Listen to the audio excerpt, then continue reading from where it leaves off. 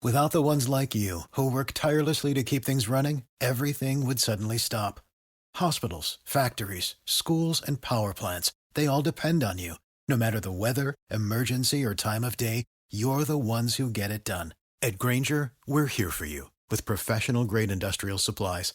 Count on real-time product availability and fast delivery. Call, click Grainger.com, or just stop by.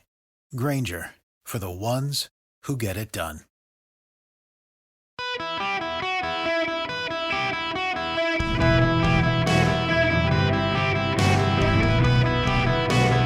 Welcome to the Eric Erickson Show podcast, Hour 3. Hello, America. Welcome. It's Eric Erickson here. Rainy day where I am. I hope you got blue skies wherever you are. The phone number, 877-973-7425, should you wish to be on this program.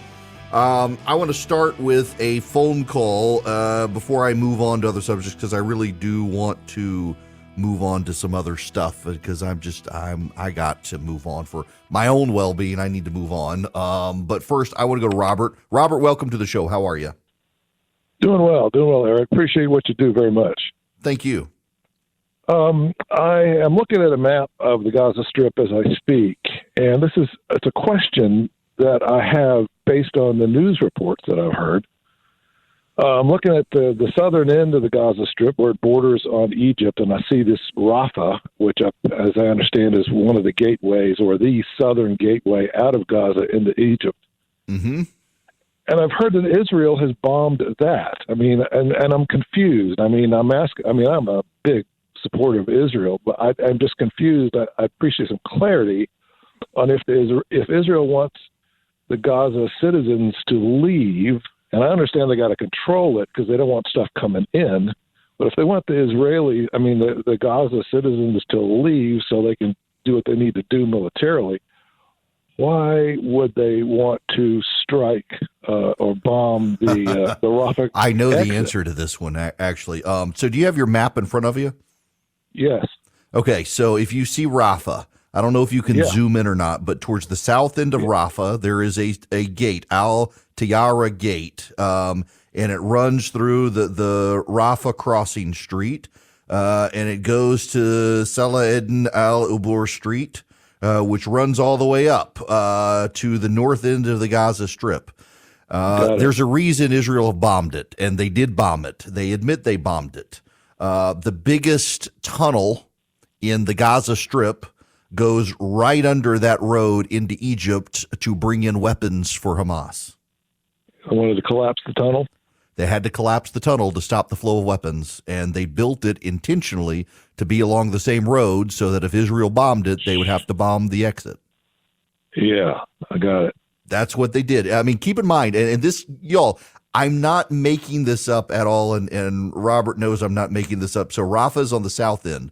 On the north end of Gaza is actually Gaza City. Gaza City is the biggest urban area in the Gaza Strip, and Gaza City has the biggest hospital in Gaza. And Gaza City's hospital also contains what? The headquarters for Hamas inside the middle of the hospital. If you want to blow up the headquarters of Hamas, you have to send a missile that will be designed to blow up the hospital because they built it right in the interior middle of the hospital by design. It's what they do.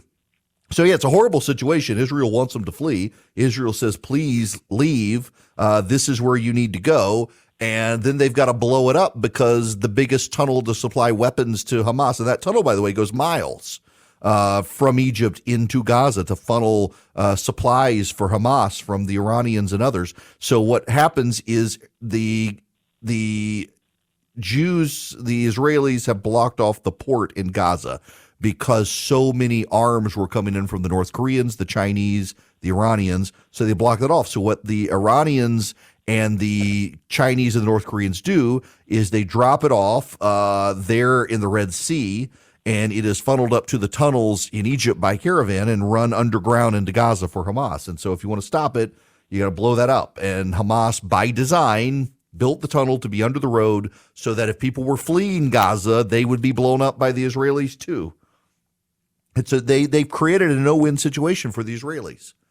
Israelis will inevitably and unfortunately kill innocent civilians trying to stop Hamas. Hamas's headquarters were, and it is past tense because the hospital has been leveled. Hamas's headquarters were literally built into the center of the downstairs of the biggest hospital in Gaza. So if Israel wanted to take out Hamas's headquarters, they had to destroy the hospital, and they have never done so until this week. Hamas did that by design, to provoke outrage, to provoke response. And the people who are responding know it and refuse to talk about it. They don't want you to know the truth of what Hamas has done. Hamas won a democratically held election in the mid-2000s and then imposed a dictatorship and they've never given up. The people of Gaza live in squalor because of Hamas, and yet Hamas teaches the kids in school as they grow up that it's all Israel's fault. They are indoctrinated and brainwashed from an early age, and it's sad and it's unfortunate, but you can't expect Israel to tie its hands behind its back in response. I got to ask a question down the line to Charlie and Philip because I kind of want to. That clip I just sent you guys, should I or should I not play it? I'm tempted to play it, to at least share one small part of what I have had to do for show prep this week so that other people can hear it. But I don't know, because it's kind of gut-wrenching. But I want y'all's opinion on it. While they're chiming in, I do want to let the rest of you know that Israel has uncovered intelligence from Hamas operatives who were killed, and Hamas got a bunch of their intelligence on where to attack and when to attack and how to attack from Palestinian citizens who were on work projects in Israel. They have detailed documents on shift changes, schedules, and things like that came from Palestinians. That's going to make the situation even worse. All right, Philip and Charlie say for me to play this to y'all. When I tell you guys I've had a bad week, when I tell you that I have had to subject myself to all sorts of terrible stuff to avoid subjecting you to it, but to be able to accurately relate to you this is the sort of stuff that I have had to encounter this week, and I'm playing this for you. This is a British man. He is Jewish. He and his family live in Israel. His daughter, Emily, was 8 years old. They just said, "We found Emily. She's dead." And I went, "Yes!" I went, "Yes," and smiled. Because that is the best news of the possibilities that I knew. That was the best possibility that I was hoping for. And we actually spoke with one man, originally from Ireland, who was separated from his 8-year-old daughter. She had gone to a sleepover at a friend's house who also lived in the kibbutz. And he described to us the agonizing moment after 2 days of waiting for answers. He was rescued. He finally found out that his 8-year-old daughter, Emily, had been killed. She was either dead or in Gaza. And if you know anything about what they do to people in Gaza, that is worse than death. That is worse than death. The way they treat you. They'd have no food. They'd have no water. She'd be in a dark room filled with Christ knows how many people, and terrified every minute, hour, day, and possible years to come. So death was a blessing, an absolute blessing.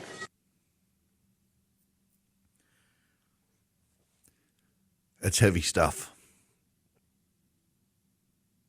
That is what's happening to people in Israel. So, you've now heard this. I'm I need to move on for all our sake before I say something I regret. But that's happening. That's the sort of stuff that's coming out, the pictures and all.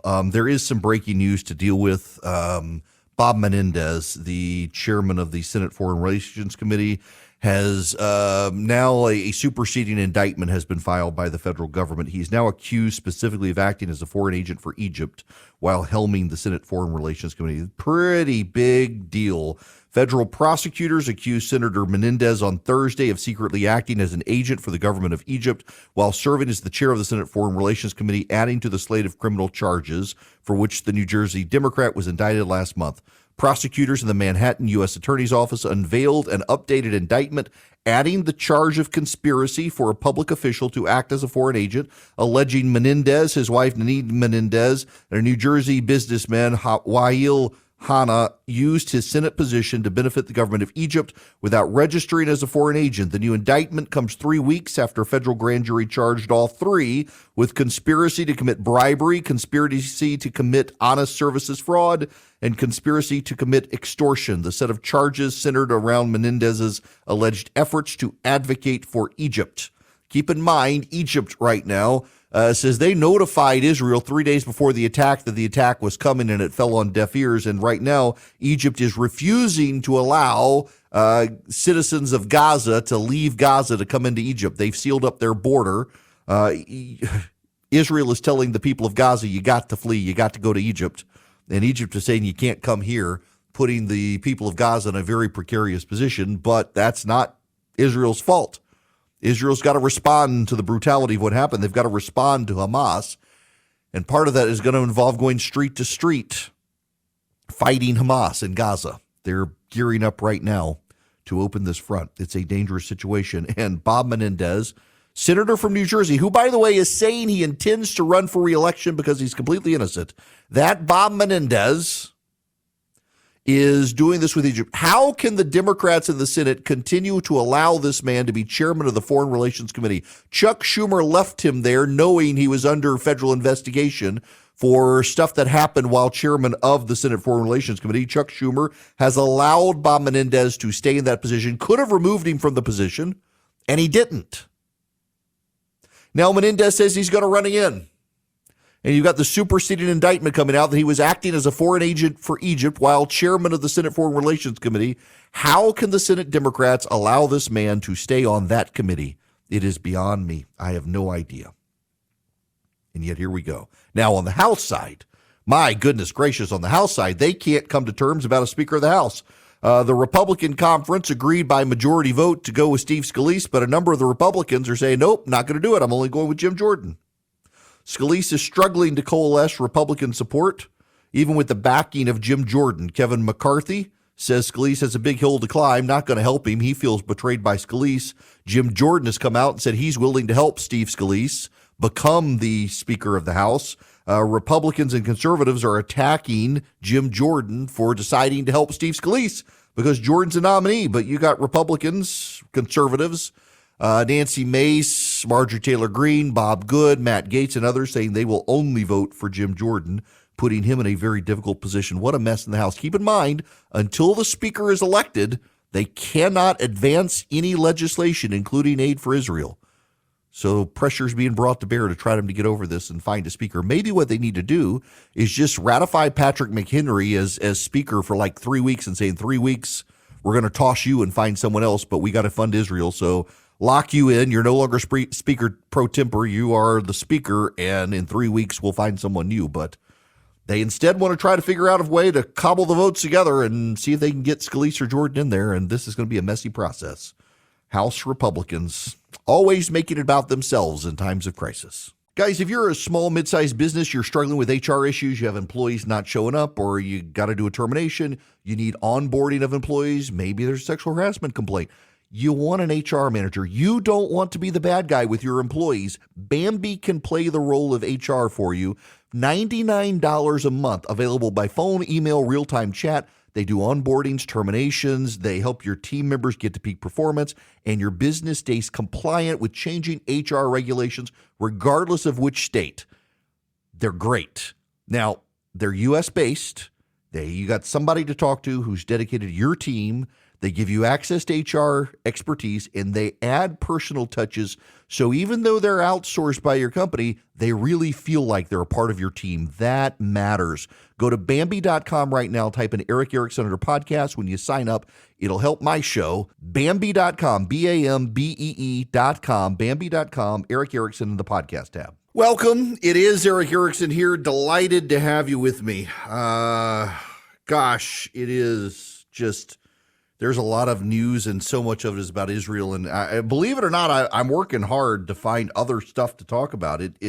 Usually it's so easy to find other stuff, but it's all consuming news. However, you should know more than 71 million of you are going to get Social Security benefit increases. The checks are going to go up by 3.2% next year because of inflation. This is the Social Security Administration has released a statement saying that it's more than the typical cost of living adjustment, but a significant drop from the record-setting bump of 8.7% in 2023 amid rampant inflation. Starting in January, retired workers' average benefit will rise by $59 a month to $1,907, up from $1,848.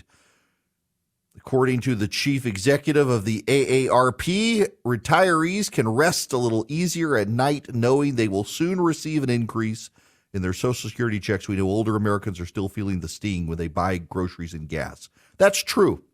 What is remarkable are the number of people in the Biden administration coming out saying, hey, we beat this. Have you seen the inflation numbers? Inflation, we're doing good. Yeah, when you take out the cost of gas and food in the inflation numbers, it's great. But you know what? For the average American, the cost of gas and food is a predominant part of their monthly expenses outside of rent or mortgage or something like that. Good gracious.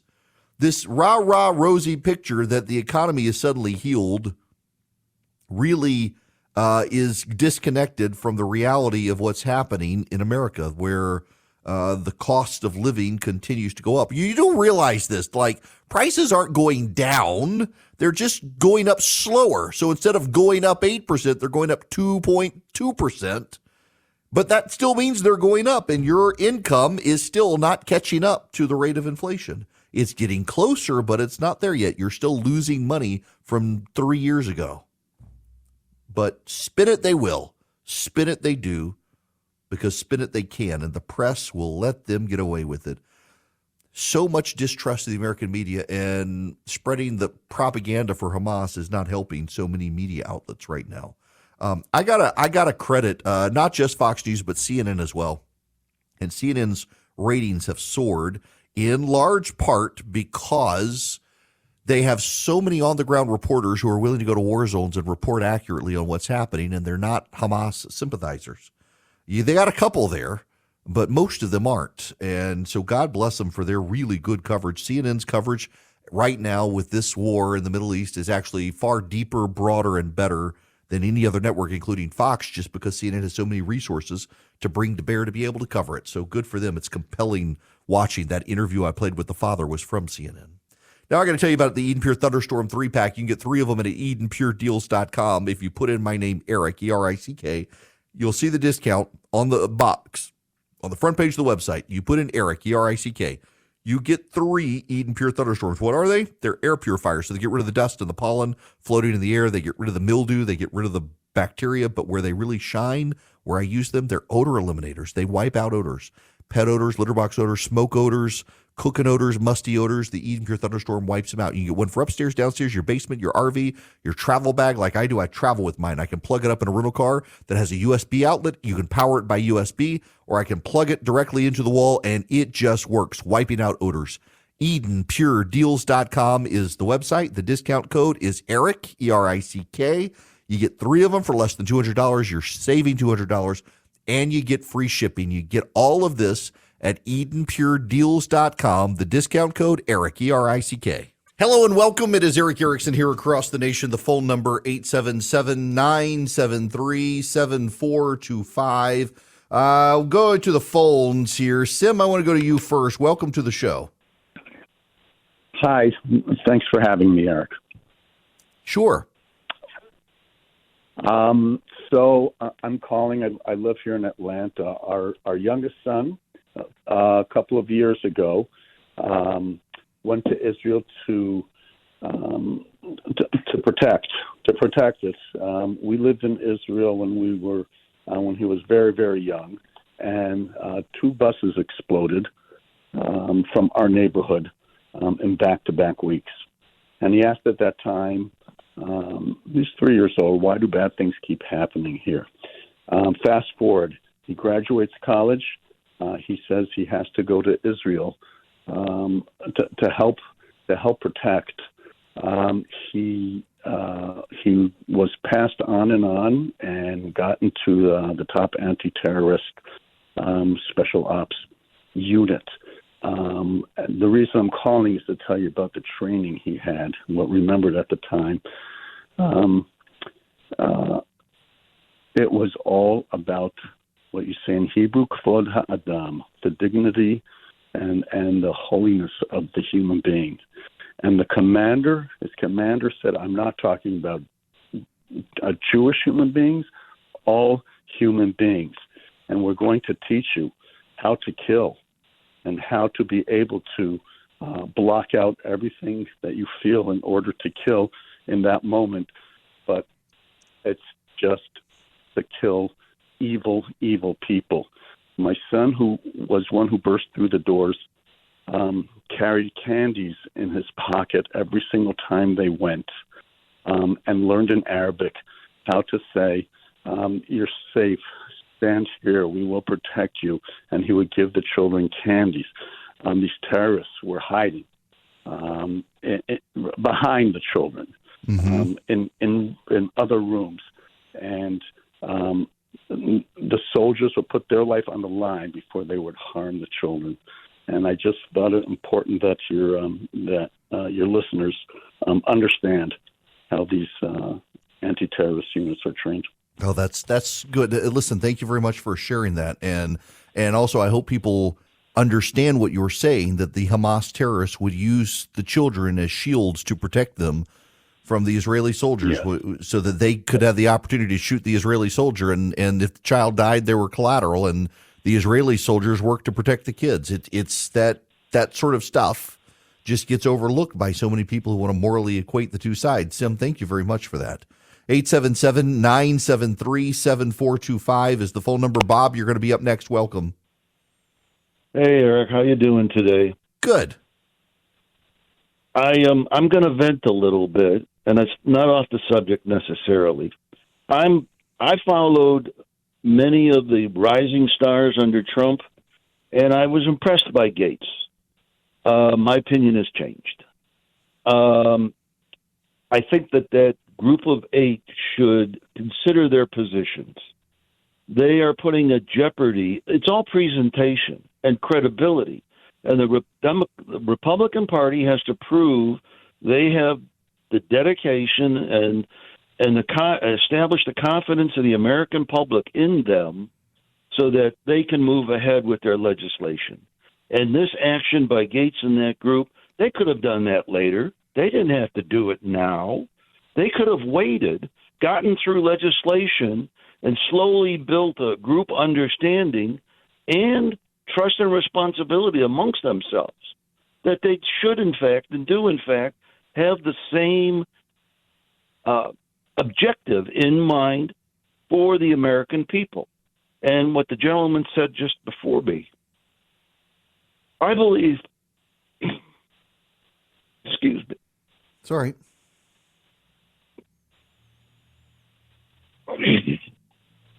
I believe all people would like the same thing. Safety for themselves, their families, their country, their possessions, and show respect for all others. And we are losing that as a society. Mm-hmm. And the politician that can deliver that, or the person that can deliver that, will succeed. At least I believe so. I'm sorry, Eric. No. Look, I got to take a big breath. Bob, it's okay. So many people are reacting this week like that. I've had my moments myself. It's difficult when you see the horror, and when you also realize how many people want to hide behind statements and platitudes and qualifiers and resolution statements, then they just can't understand. These are people.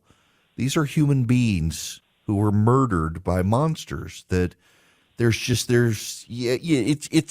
hard to fathom the brutality and the cruelty of what happened.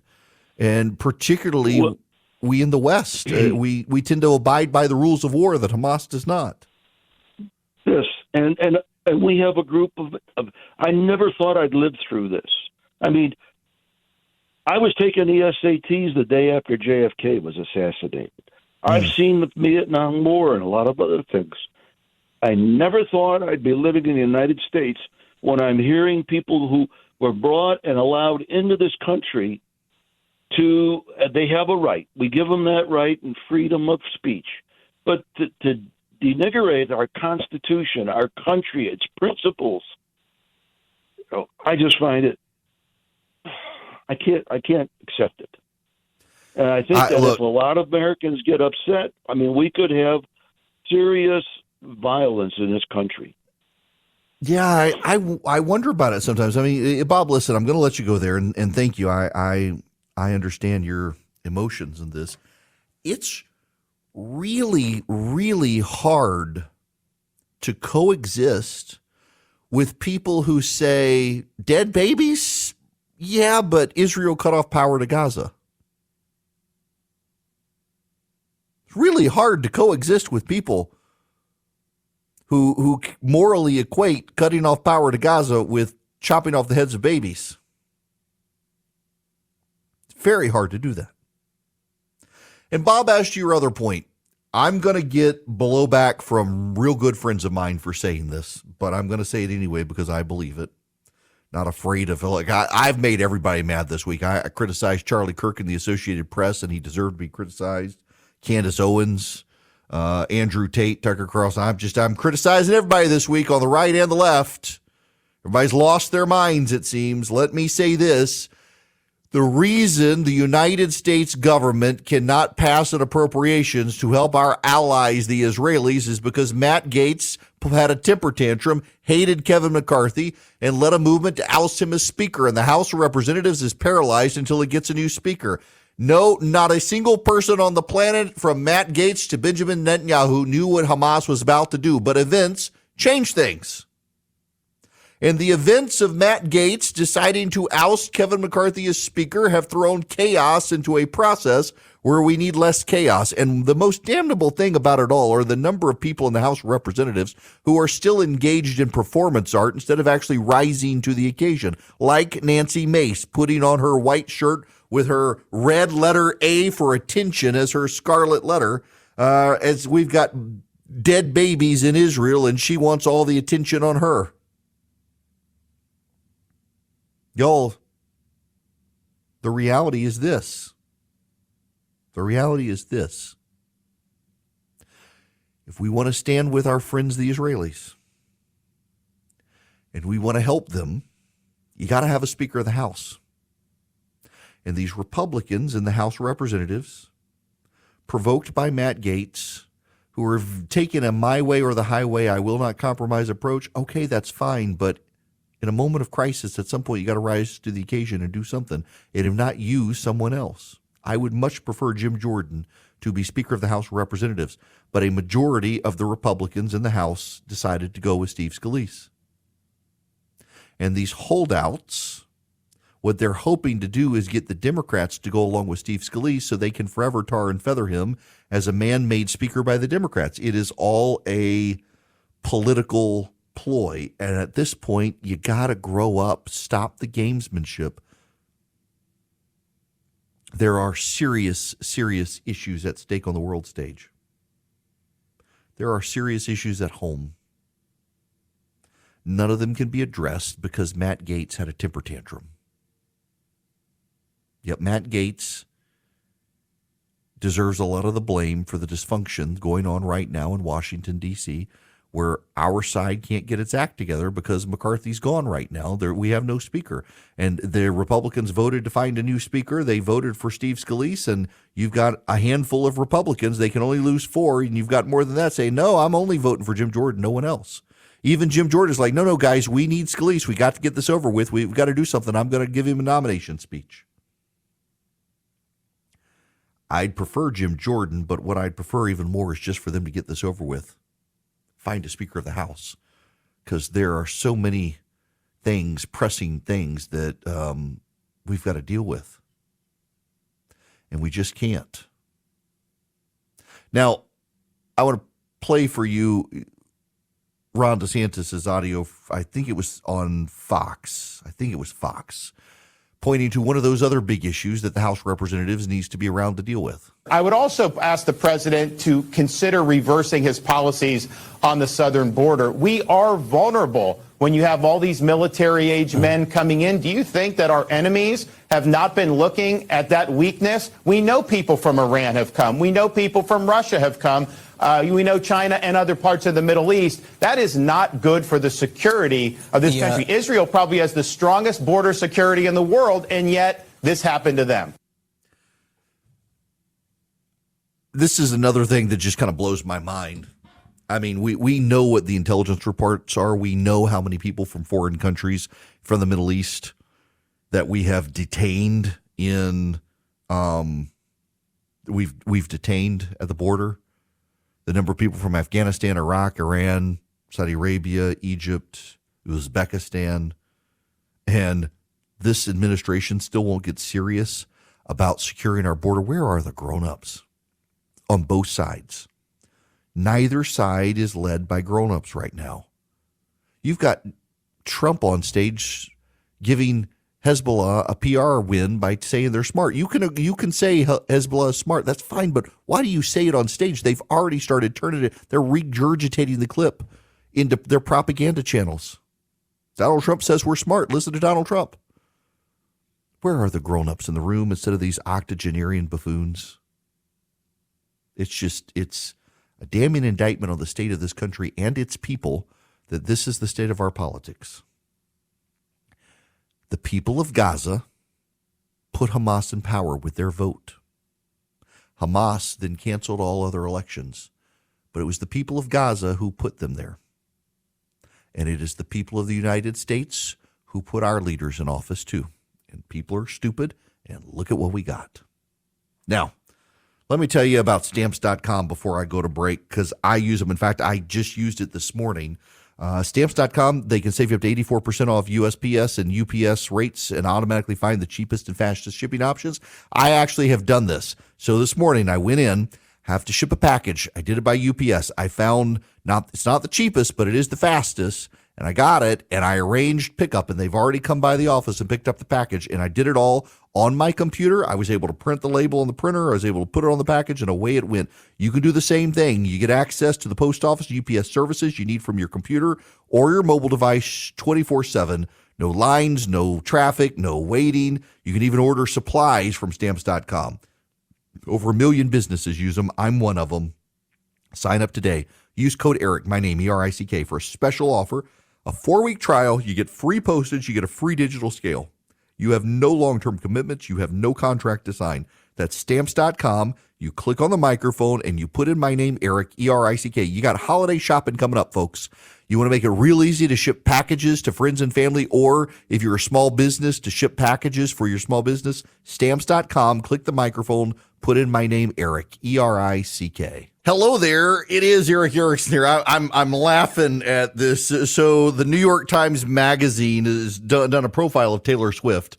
Taylor Swift does not grant media interviews these days. She doesn't need them. She's got such a big presence. She can talk directly to the people she wants to talk to. But there's this paragraph, and I got to laugh at it because I have now been to, I've been to an Adele concert with my daughter. I've been to a Drew Holcomb concert with my son and my daughter. My son loves Drew Holcomb. And then I've been to now 3 Taylor Swift concerts with my daughter. So an Adele and 3 Taylor Swifts and then a Drew Holcomb. I want to go to Judah and the Lion, and every time I've gotten tickets, something's come up with my family. I haven't been able to go. But anyway, so there's this paragraph.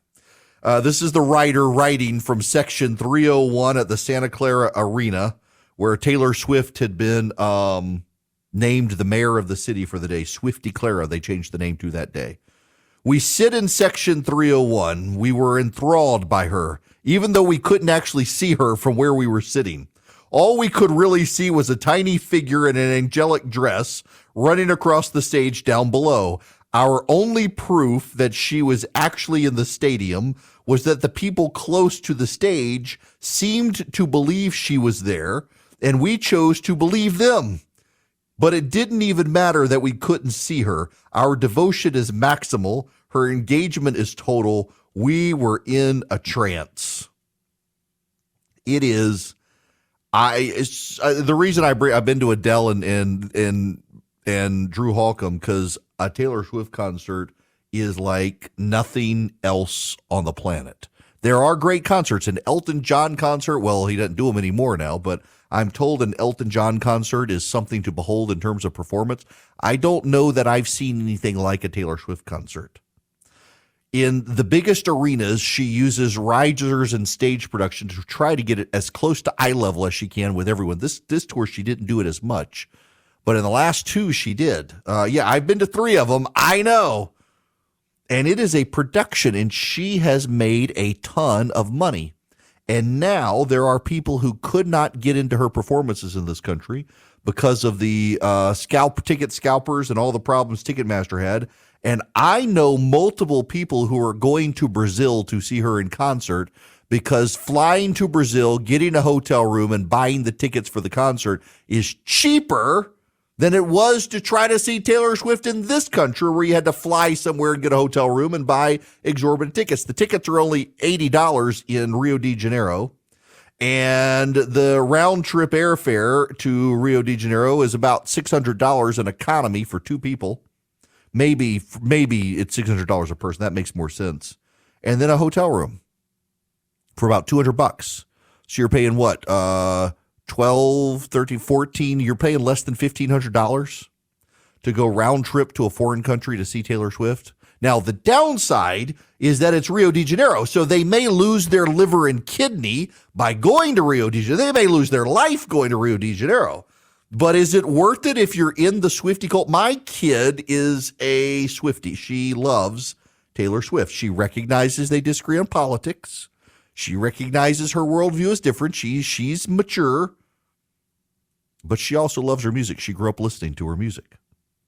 And if there is anything any of us in the entertainment business and the news business can learn, it is how to do fan management from Taylor Swift. It is remarkable what she does. She likes people's Instagram posts. She's liked to comment. My daughter left her before, and I'm sure she's got people doing it. But man, it feels like a personalized touch. It's something. It really is a fascinating thing, and it is a great distraction from talking about all the other stuff that's out there right now. My goodness gracious, it's remarkable that we've got a distraction. So, all that being said, my friends, I'm going to try to find other stuff to talk about tomorrow if I can, but the news keeps happening, and my job, first and foremost, is to keep you informed, so I'll do that again tomorrow. Y'all have a great day. Lucky Land Casino, asking people, what's the weirdest place you've gotten lucky? Lucky? In line at the deli, I guess? Aha, in my dentist's office. More than once, actually. Do I have to say? Yes, you do. In the car before my kids' PTA meeting. Really? Yes. Excuse me, what's the weirdest place you've gotten lucky? I never win and tell. Well, there you have it. You can get lucky anywhere, playing at LuckyLandSlots.com. Play for free right now. Are you feeling lucky? No purchase necessary. Void where prohibited by law. 18+. Terms and conditions apply. See website for details.